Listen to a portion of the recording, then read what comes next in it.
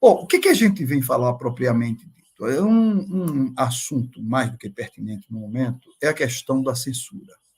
A gente está vivendo momentos terríveis, tempos sombrios, como diria a Hannah Arendt, nesse momento que a gente está vivendo no Brasil, e há uma confusão das pessoas em tratar a liberdade de expressão como um direito absoluto, quando nenhum direito é absoluto, com censura, quando se pretende regular as redes sociais. O que a gente tem que perceber é que é preciso distinguir o que é uma censura do ponto de vista cultural e artístico da possibilidade de ter um controle ou uma regulamentação em relação a essa liberdade de expressão, que ela não é absoluta quando ela pode ferir a dignidade das pessoas. Vou começar dando um exemplo muito simples do ponto de vista jurídico. A liberdade de expressão, por exemplo, permitiria a pornografia infantil? A gente sabe, a pergunta já é com uma resposta. A gente sabe que não, porque a pornografia infantil está relacionada a crime. Portanto, toda vez que uma liberdade de expressão puder demonstrar ou puder expressar um crime, ela deve ser contida, ela deve ser regulada pelo Estado. Mas esse regulada pelo Estado, no Estado democrático, não é o que acontecia, por exemplo, no que se refere ao controle de que a gente pode chamar de censura em relação, por exemplo, ao Poder Executivo, que é o que aconteceu e que acontece normalmente nos governos autoritários, nos governos ditatoriais. Toda vez que a gente tem um regime de exceção, a primeira coisa a ser atingida são as artes, são a cultura, são o pensamento. Por quê? Porque o Estado quer controlar o pensamento das pessoas para evitar que conteste ou que denuncie os abusos que são cometidos. É diferente da perspectiva que nós temos de um controle, ou pelo menos de uma regulamentação da liberdade de expressão naquilo que pode atingir susceptibilidades. Tanto que a censura que acaba com a Constituição de 1988, ela previu que acabou a censura, que é livre a liberdade de expressão, vedada ao anonimato, no artigo 5º da Constituição. Por que isso? Porque quando você diz vedado o anonimato, é porque quando você, ao usar a liberdade de expressão, você poder atingir direitos de outras pessoas, você precisa saber quem foi para responder por acusações, às vezes até indevidas ou mentirosas, ou que firam a dignidade propriamente das pessoas. É por isso que a Constituição foi sábia, no sentido de que ela vedou o anonimato. E também há um aspecto legal que regulamenta a Constituição. Mas, do ponto de vista do direito constitucional, e aí eu peço até a Zezito que ele separou por blocos. Então, ele vai, daqui a pouquinho, dizer quais são cada bloco. Eu vou fazer uma abertura geral sobre, historicamente, a questão da censura, para que a gente depois chegue nos anos do regime militar em Sergipe, ou no Brasil e em Sergipe, e a gente aí já começa a falar sobre a questão da censura em Sergipe propriamente dita. Primeiro, é preciso dizer que a questão dessa liberdade de expressão, ela sempre, ou a questão, eu prefiro falar da questão da censura propriamente, ela esteve ligada sempre aos regimes autoritários, como eu digo. E na história da humanidade, desde a existência da imprensa propriamente dito, com Gutenberg, é preciso dizer isso, lá quando Gutenberg descobre ou inventa o tipo móvel, o livro passou a ser uma afronta para as pessoas que detinham o poder absoluto. E essas pessoas que detinham o poder absoluto, normalmente as monarquias, elas procuraram regular o uso do livro. E muitas vezes o uso do livro era proscrito. Por exemplo, naquilo que a gente fala do index. A própria Igreja Católica, com a Inquisição, ela passou a abjurar ou a negar, por exemplo, a existência de determinados saberes. É famosa a história de Galileu Galilei, quando ele descobre, através dos telescópios, que a Terra não era o centro do universo e que a Terra se movia e que, portanto, a Terra também era redonda, embora nos dias atuais a gente tem ainda os que acham que a Terra é plana.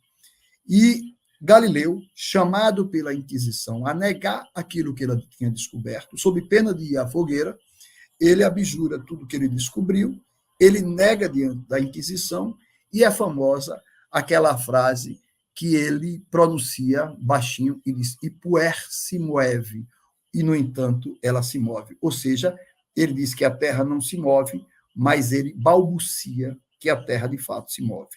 Esse ficou famoso na história da humanidade.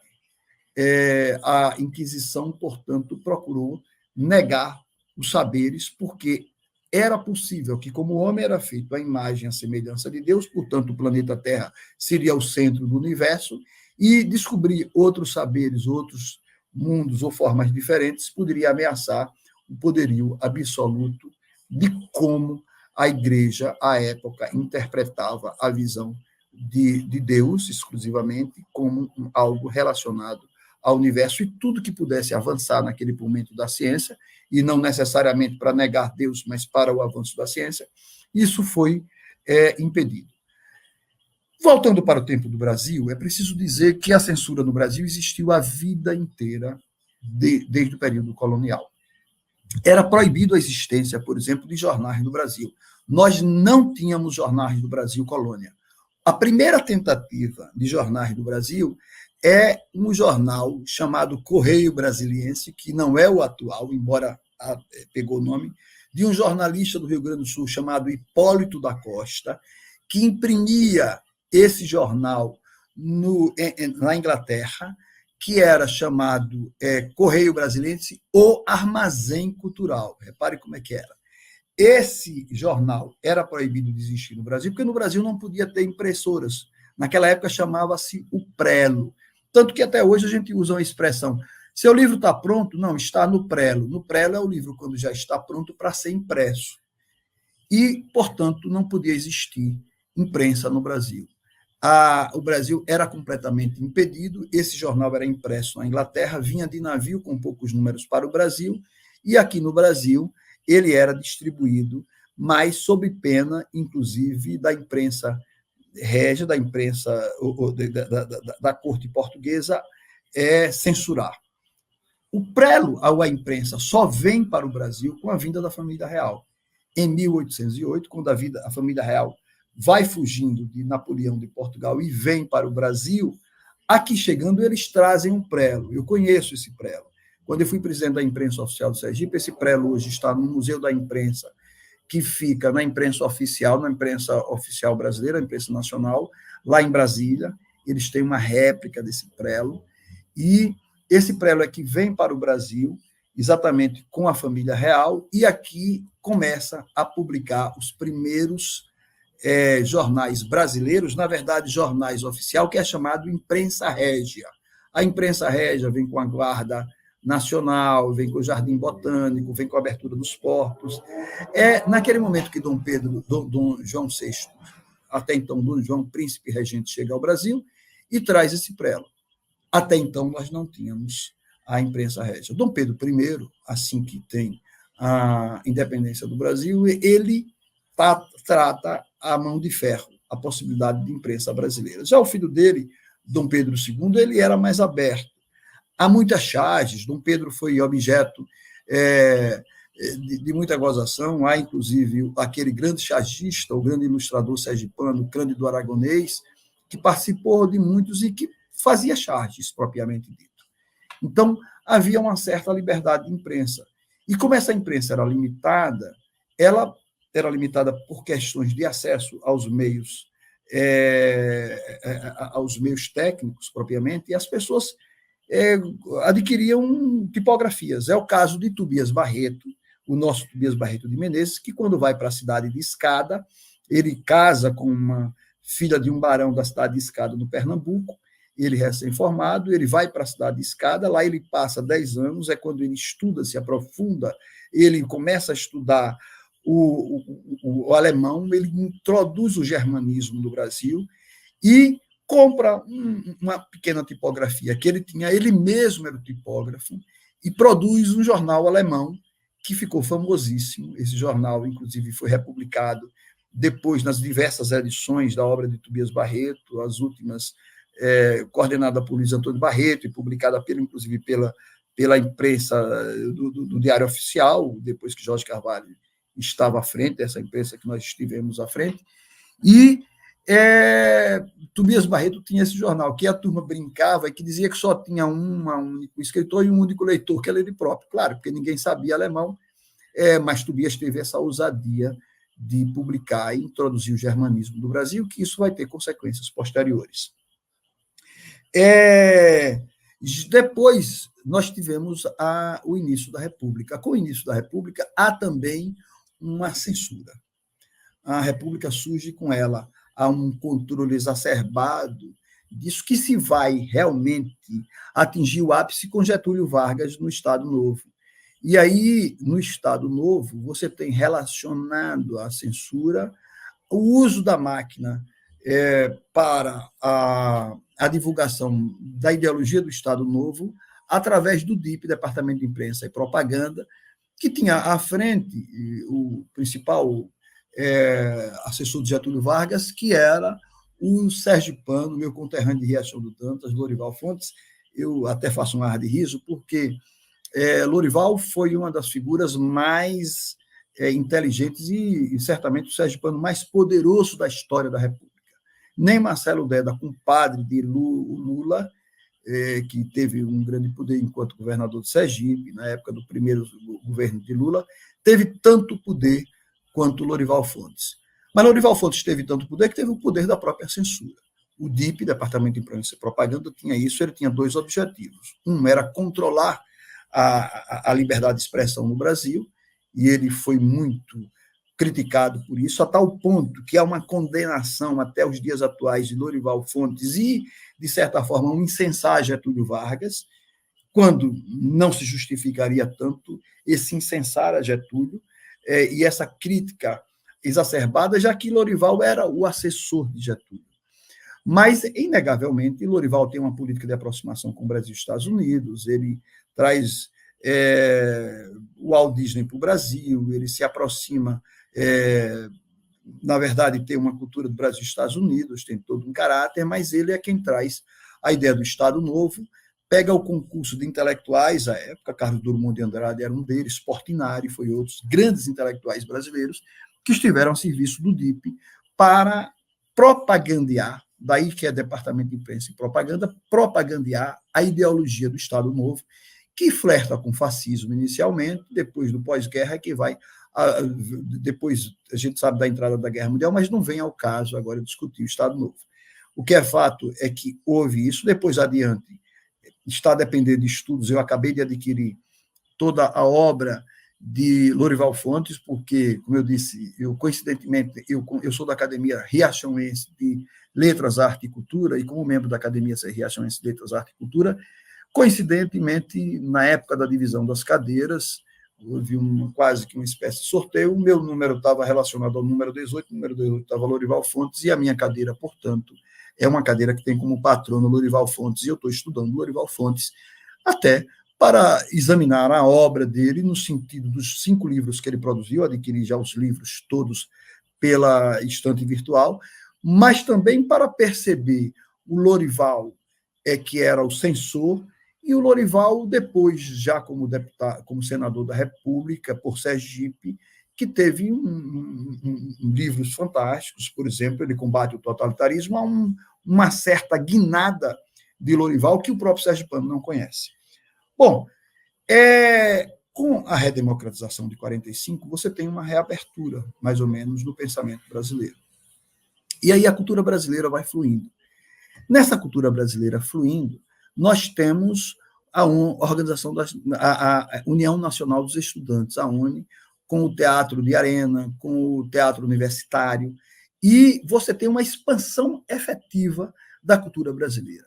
Essa cultura exuberante, que vai ganhar o mundo com a bossa nova, mas até então esteticamente com uma música que não tratava tanto dos problemas sociais, embora você tenha na música do morro a conotação de uma música que vem das periferias e com a exuberância que era.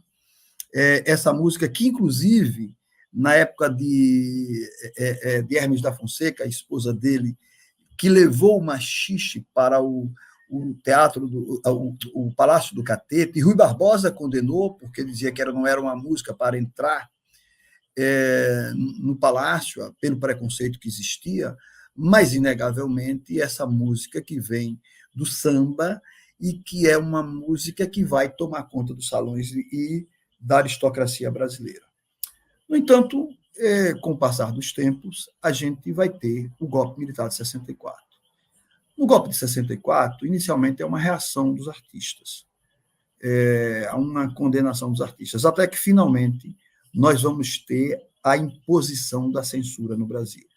Essa imposição da censura no Brasil, ela só vai se dar de forma efetiva mesmo a partir do ato institucional número 5, ou seja, do AI-5.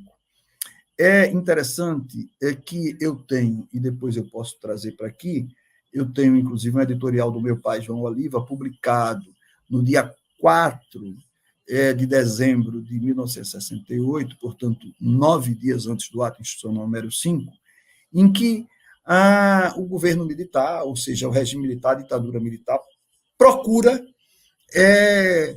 impedir que um deputado, Márcio Moreira Alves, que tenha vazão ao que ele falou contra os militares. É nesse momento que o velho João Oliva disse que, se é para caçar Márcio Moreira Alves, que só poderia ser caçado pelo próprio, ele defende a tripartição dos poderes, dentro da visão de Montesquieu, da visão democrática, e no começo o regime militar se dizia democrático, que era uma revolução, depois é que a própria história demonstrou que não havia revolução, coisa nenhuma, que era um golpe, e, finalmente, no ato institucional número 5, que vai ter consequências diretas em Sergipe, com Mário Jorge, etc., é que nós vamos ter, de fato, a implantação efetiva da censura no Brasil. E, nesse aspecto, eu vou dar um exemplo que me ocorreu. Em 1972, eu era repórter, fui o primeiro repórter, com 17 anos, do Jornal da Cidade. O Jornal da Cidade estava iniciando em Office.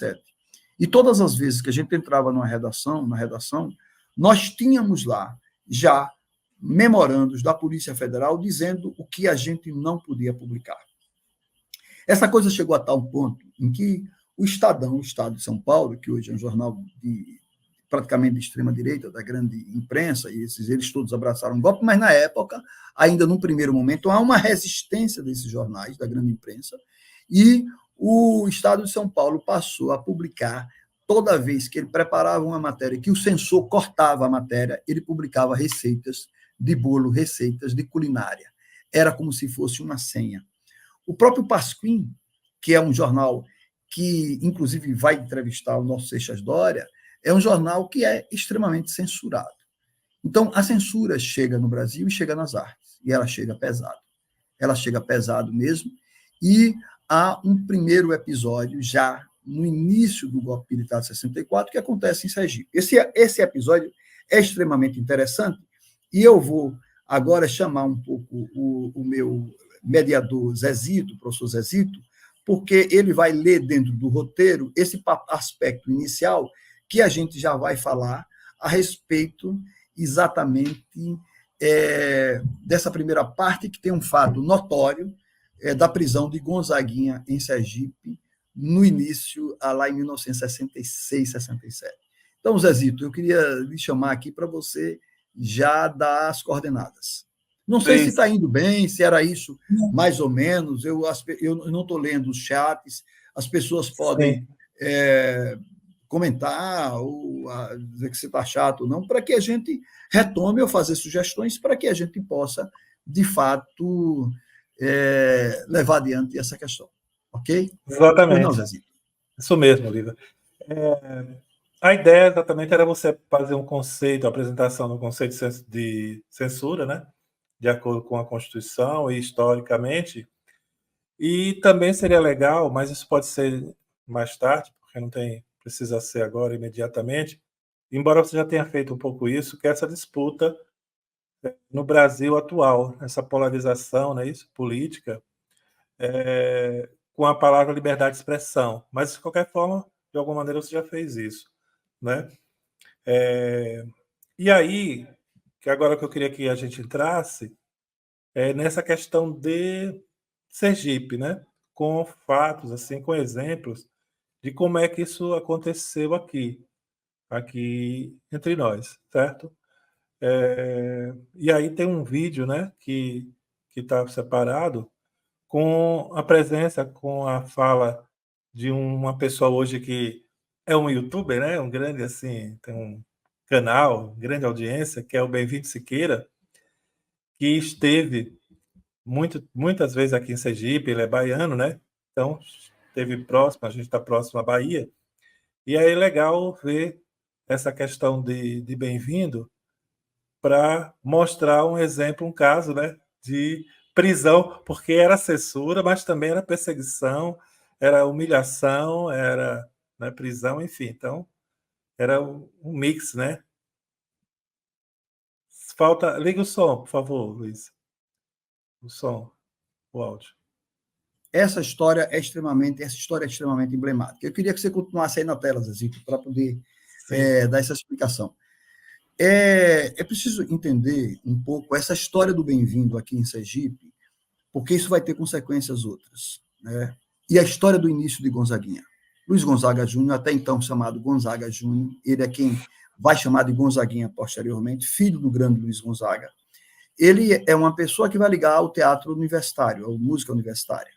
Ele depois vai atingir o auge como um dos maiores compositores do Brasil e talvez o maior compositor de resistência paralelo a Chico Buarque de Holanda. Gonzaguinha, ele morava em uma daquelas cidades que Bem-vindo vai falar aqui. Ele era do Rio de Janeiro. Bem-vindo, até então, não tinha vindo morar na Bahia. E eles começam a criar movimentos, na época bem jovens, lá no Rio de Janeiro, e conseguem criar uma peça de teatro. Essa peça de teatro vem para Sergipe.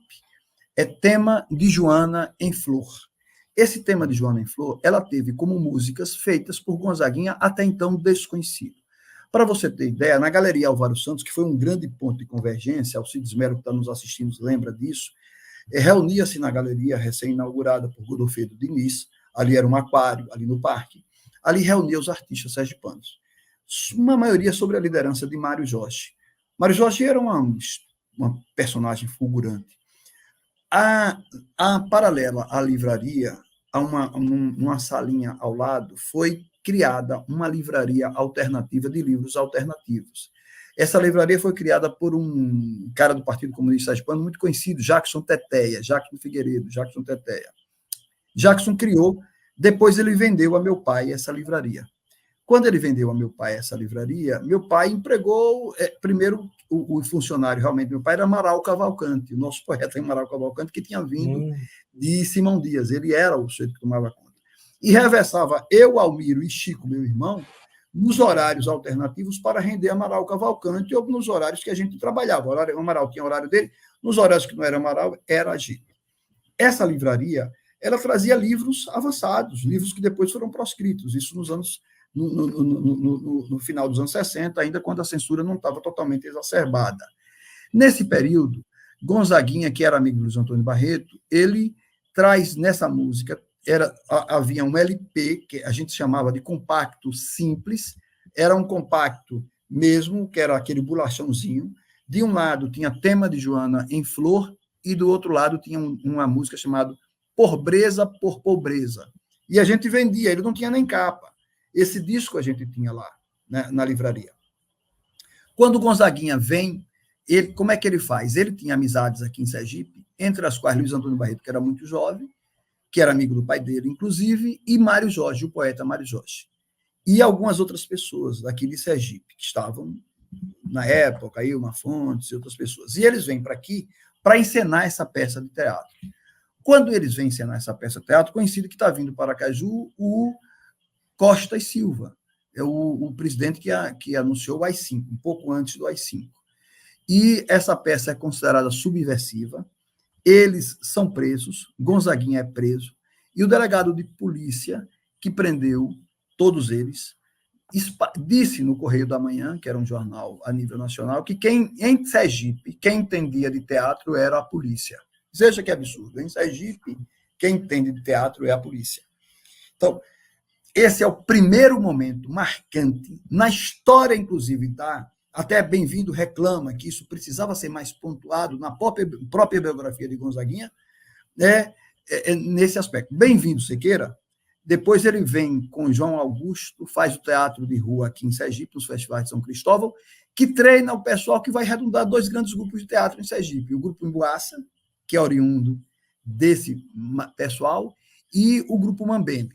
Em 1974, eu fui à Bahia, fiquei amigo de Bem-vindo. Bem-vindo era o diretor do Teatro Castro Alves. E Bem-vindo me arranjou uns ingressos, especialmente a minha Bosco. Boa noite. E nesse eu tive a chance e a oportunidade de assistir ao show de Gilberto Gil, no temporada de verão da Bahia, Gilberto Gil, Gal Costa, no início da... obrigado aí o pessoal de Japaratuba. No início, exatamente, que maravilha aí, Japaratuba, querido, a terra de Arthur Bispo do Rosário.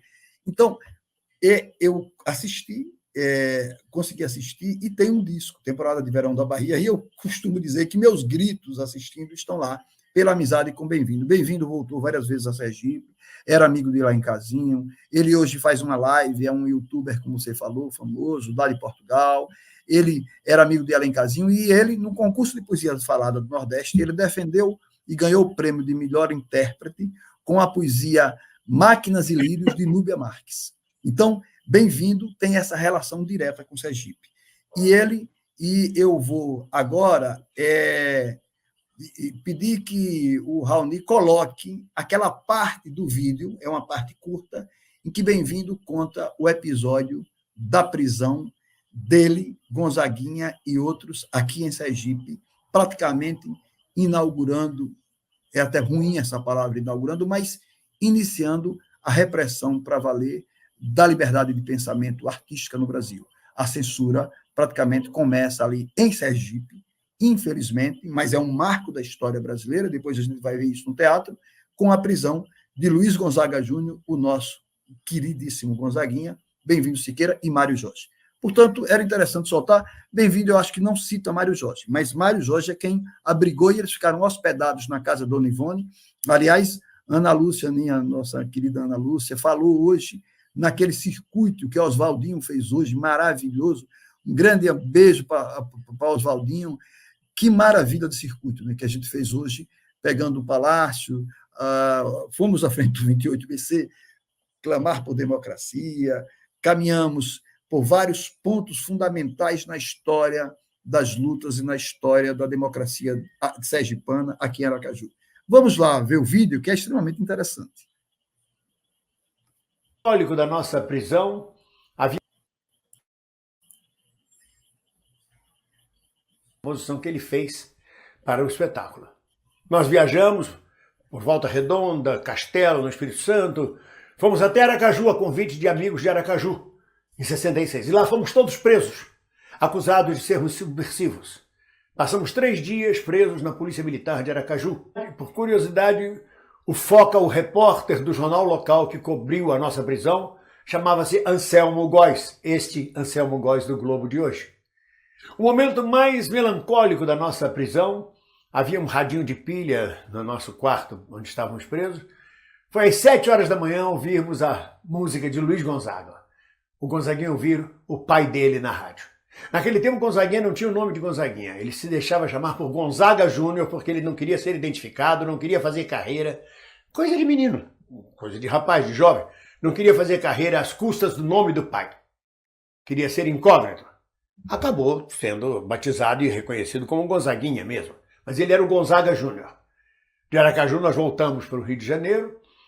E mais tarde, 2 anos depois, Gonzaguinha me chamou para fazer um outro espetáculo com ele e com um texto dele chamado Uma Experiência sobre o Nordeste, em 68. Esse espetáculo foi proibido pela direção do Teatro Lemos Cunha, pela direção do colégio, o que provocou um maio de 68 neste colégio. Os alunos tomaram o colégio, nós fizemos a peça à força. Foi uma coisa fantástica, própria de jovens animados na luta contra a autoridade, contra o autoritarismo, contra o fascismo, contra a ditadura. A minha amizade com Gonzaguinha continuou, ele foi para Belo Horizonte. Mas é um caso curioso que Gonzaguinha não era de esquerda. É isso que precisa ser dito. Gonzaguinha não era de esquerda. O Gonzaguinha era amigo nosso de jogo de pelada, de baba, como se diz, de futebol de várzea, como se diz em São Paulo, de baba, como se diz na Bahia. Mas era amigo e topou fazer a peça. E a gente achava que ele tinha consciência política, ele sabia o que estava fazendo, e não sabia, era muito engraçado, era muito curioso. Nós viemos descobrir em viagem, em Cachoeira de Itapemirim, por exemplo, conversando numa mesa de bar, ele tinha uma música muito interessante que dizia assim: mas o homem que é homem... Erva rasteira que nasce para ser pisada, nasce e cresce bem embaixo, mas o homem que é homem de valor jamais se propõe a ser capacho. Erva rasteira. Então aquela música levantava os estudantes, levantava a plateia que era contra a ditadura, porque o homem que é homem de valor jamais se propõe a ser pisado, não pode se fazer de capacho. E a gente achava que ele entendia que era a nossa sublevação contra a ditadura. Um dia numa mesa de bar, depois de jantar, depois do espetáculo, jantando em Cachoeira de Itapemirim, ele expressou o que era aquela música. Ele disse: fica aqueles mendigos deitados ali no aterro do Cocotá, dormindo dentro de manilha. Se você oferecer um prato de comida para eles em troca deles capinarem o seu quintal, eles não querem, são um bando de vagabundos, eles preferem ser capachos. É muito curiosa essa visão dele. Gonzaguinha vem ganhar consciência política, como ele mesmo me disse, quando ele vai para a universidade, dentro do movimento artístico universitário. Aí, dentro do mal, é que o Gonzaguinha se transforma nesse grande cidadão brasileiro que faz muita falta e que a data de hoje marca o seu falecimento. Ao falecer, nós tínhamos um plano de fazermos um programa na rádio, se não me engano, a Rádio Inconfidência. Bom, era esse depoimento, embora se estendeu um pouquinho mais, mas não tem problema, é porque, na verdade, o depoimento mais importante é a prisão que ocorre em Sergipe e essa transformação que vai acontecer com o Gonzaguinha, que passa a ser um dos maiores artistas da resistência e da beleza da música dele, até hoje atualíssima, uma música fantástica. É esse o Gonzaguinha que brindou o Brasil com tantas coisas belas. Então, ele começa aqui em Sergipe. Dentro do contexto da censura, a gente vai ter também, depois, posteriormente, a questão dos artistas que vão resistir. Recentemente, nós tivemos uma peça de teatro,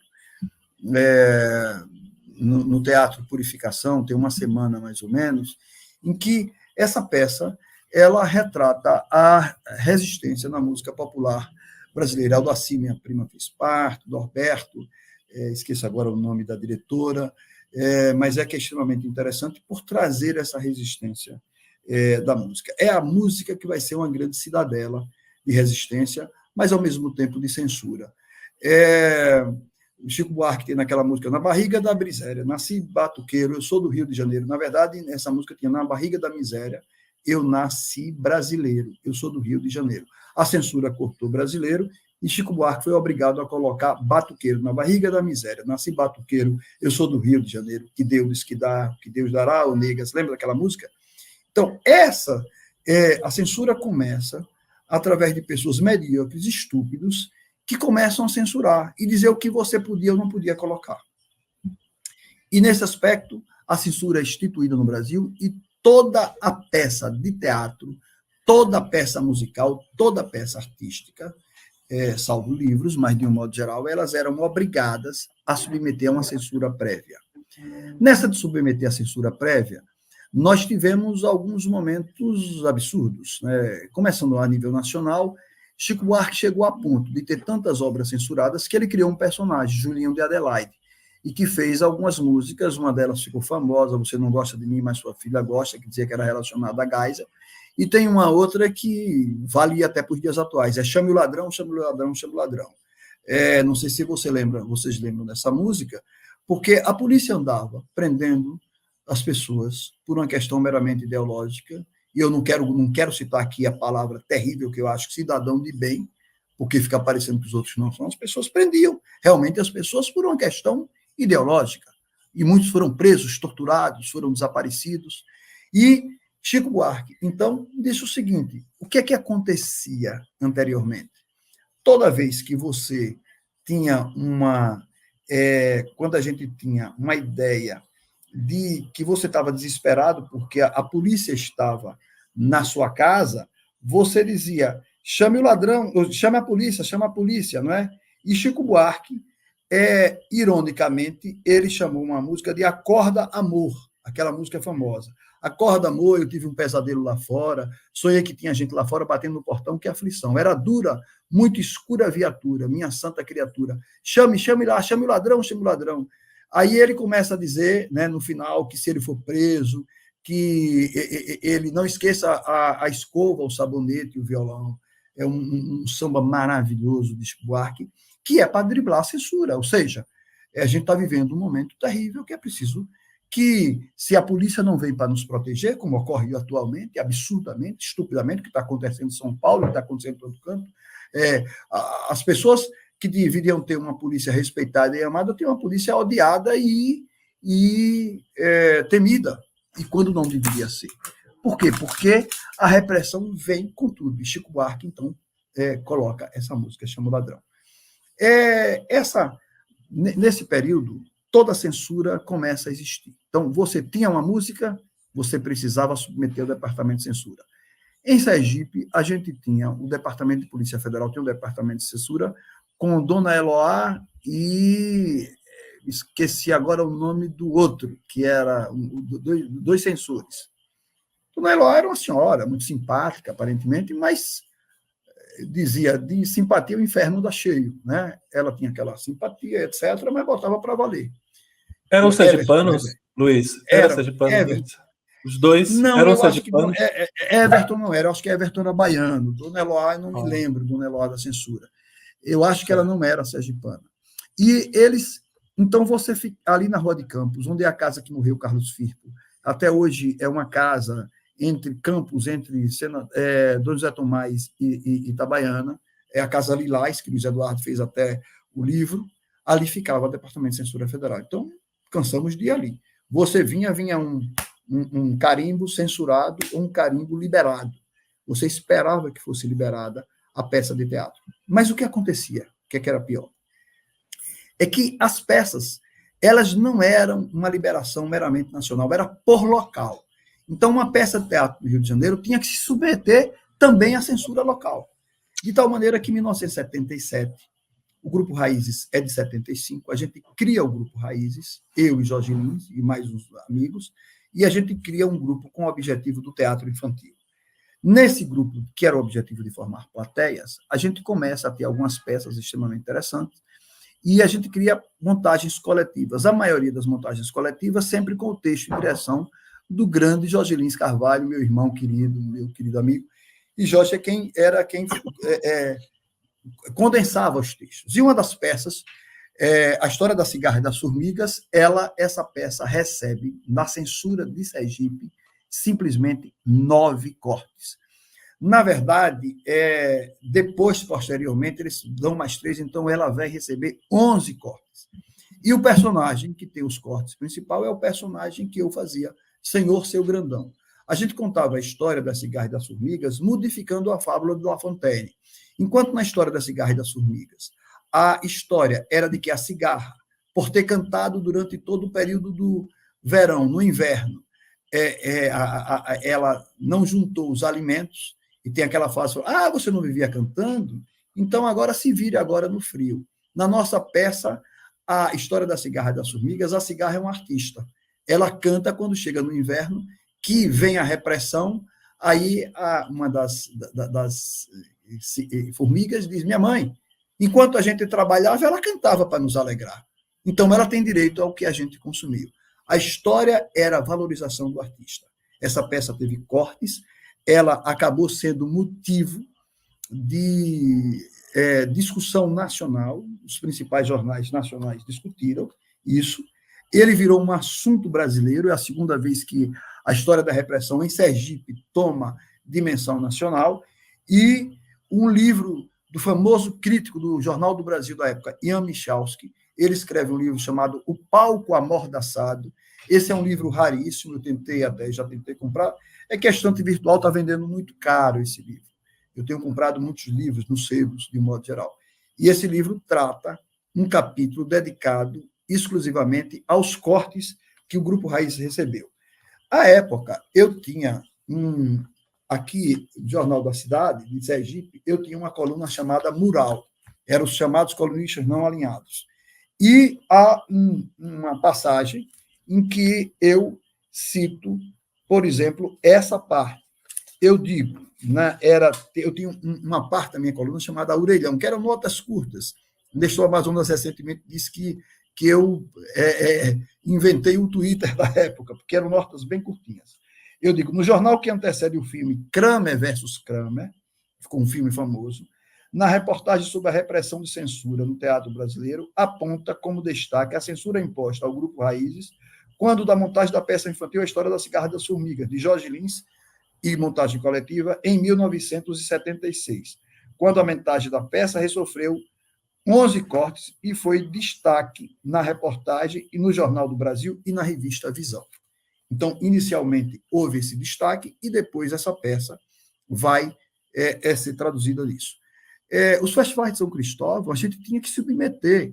Eu estava tentando encontrar, mas está guardado numa caixa, o Festival de São Cristóvão de 1982, toda a liberação, assinada até, quem pediu era o diretor do CUTAR da época, que era Nestor Amazonas. Então, nós tínhamos obrigação de submeter, então letras nossas eram cortadas, as letras que a gente fazia, muitas delas. O caso mais notório é o caso da música O que Separa as Américas, de Alcides Melo, Henrique Souza, Unaldo Alencar e Denis Leão.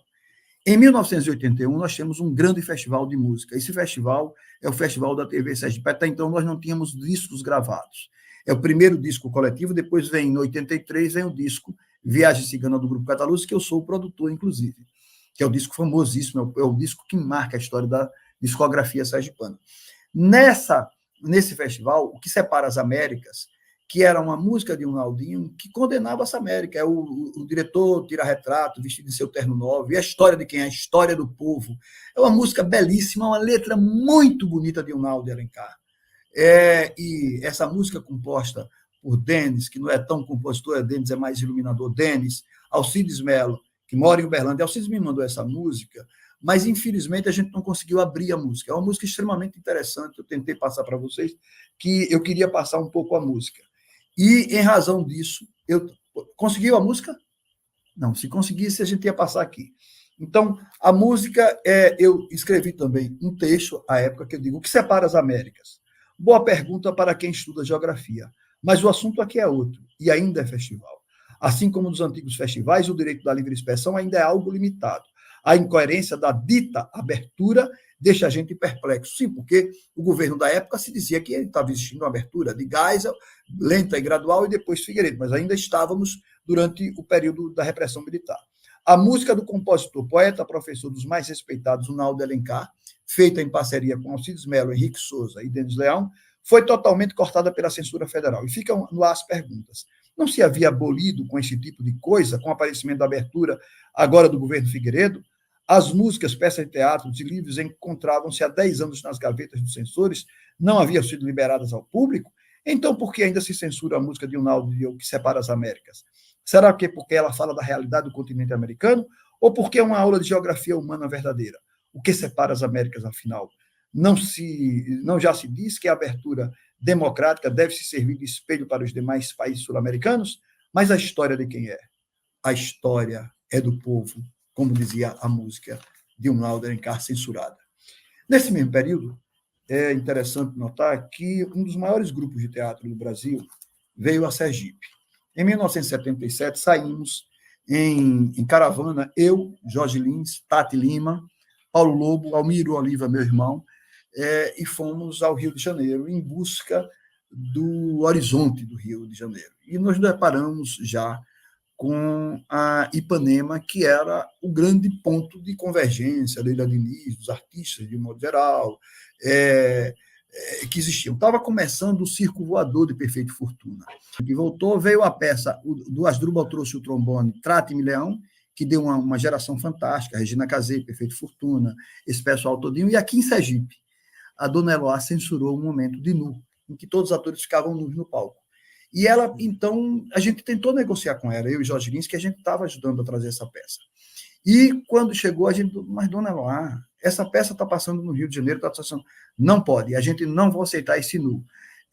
Eu digo, como é que a gente faz? Vocês vestem uma malha cor do corpo.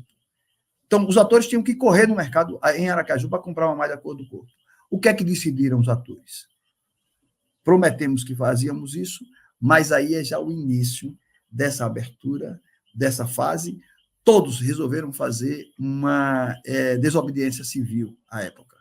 E na hora, ninguém usou malha, todos ficaram nus mesmo, como tinha a peça. Ou seja, não me trate-me, trate-me, leão, trate-me, nós somos o leão, nós somos jovens e estamos dispostos a enfrentar o que for necessário, porque se despir era fundamental para isso. Como foi, por exemplo, a geração sergipana do Voos Mitos Coloridos, que enfrentou todo um conceito tradicional sergipano, com a peça chamada Voos, Mário Jorge no meio, Gilberto Moraes, Alcides Melo, Nega, Wilma, que era Voos, por causa da corrida espacial, mitos, não mito, o tal do mito aí absurdo, Voos Mitos Coloridos, que na cacofonia dava Vômitos Coloridos. Luciano, Mário Jorge foi uma figuraça, eu tive o prazer de conhecê-lo, realmente, ele morreu muito jovem, num acidente terrível de carro, e ali onde é mais ou menos o Sancho Panza, hoje, era uma pista única, ele bateu de frente voltando de madrugada, mas ele é um sujeito que deixou, talvez é o mais talentoso, certamente o mais talentoso, talvez não, com certeza é o mais talentoso poeta da geração dele. Ele apenas publicou uma obra em vida, Revolição, foi amigo de Raul Seixas, poeta fantástico, irmão de Ana Lúcia, e é uma referência grande da minha, uma geração um pouco acima da minha, geração de Alcides Melo, que era parceiro, mas é uma pessoa que precisa ser mais estudada, mais lida e mais assistida, porque a obra dele continua atualíssima. Irmão da ex-deputada e queridíssima amiga Ana Lúcia Vieira. Ele tinha quantos anos quando faleceu? O 27. Tem ideia? 27, Aproximadamente? 27 anos.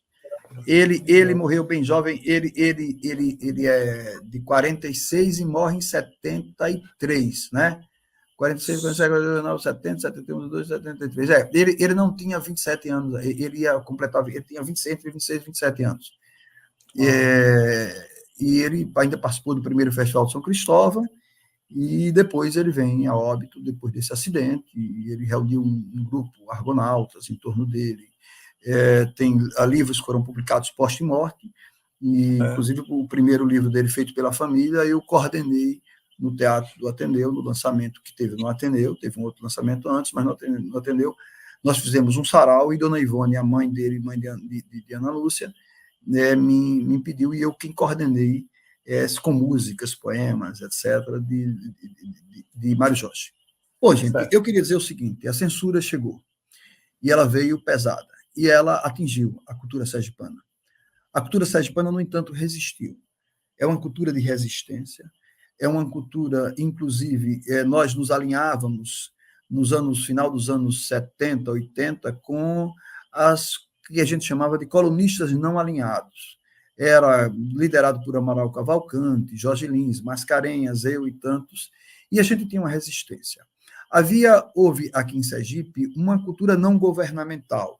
Aliás, Zezito, cabe uma live um dia sobre, até posteriormente, sobre como é que é, a política cultural de Estado em Sergipe, a partir, inclusive, do DCPH, Departamento de Cultura e Patrimônio Histórico, com Nubia Marques, Beatriz Góes Dantas, Terezinha, porque até então nós não tínhamos uma organização teatral. A cultura de Sergipe, ela perpassa os anos 60 e 70 com uma cultura não governamental, que se diz não governamental. A SCA, Sociedade de Cultura Artística Sergipe, a Jovreu, Editoras Jovens Reunidas, a Associação Sergipana de Cultura ASC, com João de Barros, Barrinhos, né, o Clube de Esperanto, o SEGAS, Clube de Geologia Amador de Sergipe, a Arcádia do Ateneu Sergipense. Então, você tem o Madrigal de Sergipe, você tem uma série de pessoas que tomam iniciativa e criam essa cultura sergipana. Essa cultura vai redundar numa música, inclusive, que era fabulosa, Marcos Chulé, Alcides Melo, Henrique Souza, uma pleia de grandes músicos sergipanos que estão, inclusive, precisando ser registrados. Há pouco o Irineu Oneu Fontes lançou um livro essa semana, que é um livro que traz um trabalho extremamente interessante. Meu abraço para Neu Fontes, para Irineu, por esse livro. E a gente está precisando de mais livros. A cultura sergipana, a cultura artística sergipana, ela é registrada nos anos 30 e 40 apenas pelo Mário Cabral, no livro Bye Bye Aracaju e no livro Roteiro de Aracaju. De lá para cá, você tem alguns aspectos, como, por exemplo, Alencazinho, As Intemporais, Alencazinho, Caleidoscópio, Alencazinho, tem alguns livros de Aracaju, etc. e tal.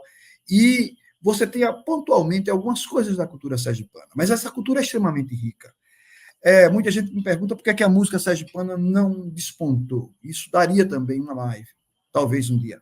Mas essa música rica, que é uma música voltada para nós mesmos, como se Aracaju fosse um país, e Rogerinho fez muito isso, Sergipe é o país do forró, para que pontuasse essa cultura sergipana, ela vai explodir, de fato, nos anos 80. Os anos 80 são anos singulares, são anos completamente diferentes, porque ele é a explosão da repressão que veio do regime militar todo. Os anos 70 são os anos de muita luta, meio apagado, Eletrozabumbada com Alcides Mello, Zoológico com Tonho Baixinho, Jorge Lins, Luiz Eduardo Oliva e tantos, Voos Mitos Coloridos, como eu falei lá atrás.